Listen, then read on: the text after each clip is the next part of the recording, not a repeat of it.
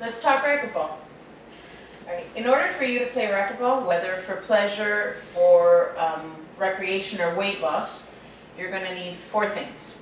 You're going to need a desire to play, you're going to need a ball, you're going to need some protection gear, make sure that your eyes are covered always, and you're going to need a racket.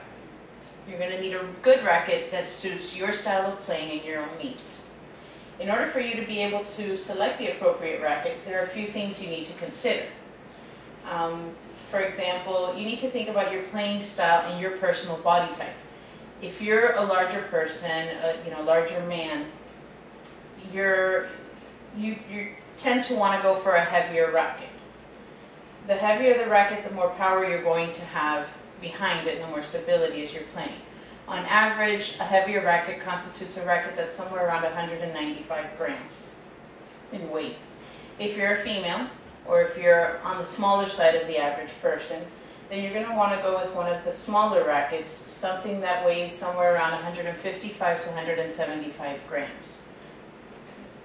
Secondly, you're going to need to consider the weight balance of the racket. Is the racket head heavy, which is this area up here, or is it evenly balanced? Do you have the weight of the racket spread completely around? Or is it head light? What feels best when you swing the racket? Those are the things that you have to consider when you're looking to purchase one. You'll need to demo different styles in order to determine what's best for you. Finally, you'll need to consider the different strings and the grips that you use when purchasing a racket. The grips and the strings will determine how much power, durability, and control you will get out of your racket. The gauge of the strings goes anywhere in a range from about 15 to 17 gauges. 15 being on the smaller side and 17 gauge being thicker. On average, the pros tend to use 17 gauge, whereas beginners go with the 15 gauge. 15 gauge is a little bit more durable, therefore as you're beginning, you may not be as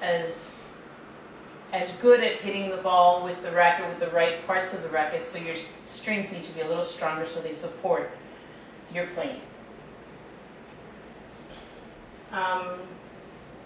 The type of grips that you select will also ensure that you're comfortable holding onto your racket so that when you deliver a powerful swing, you have enough of a sturdy grip on the bottom of the racket so it doesn't go flying and you don't end up hurting yourself or someone else. Alright, I want you to go ahead and try out the different, that's the lighter one, this is the heavier one, and kind of get a feel for what the racket is, see how the difference is between one that's heavier and one that's lighter.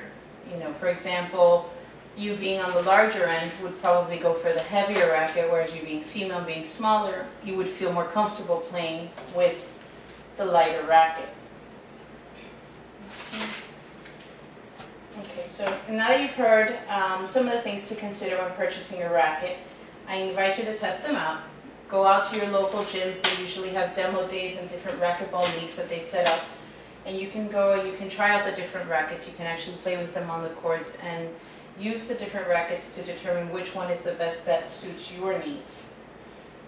Once you've been able to do that and you've gotten comfortable and you have a better idea of what you want to purchase, go out there and get it.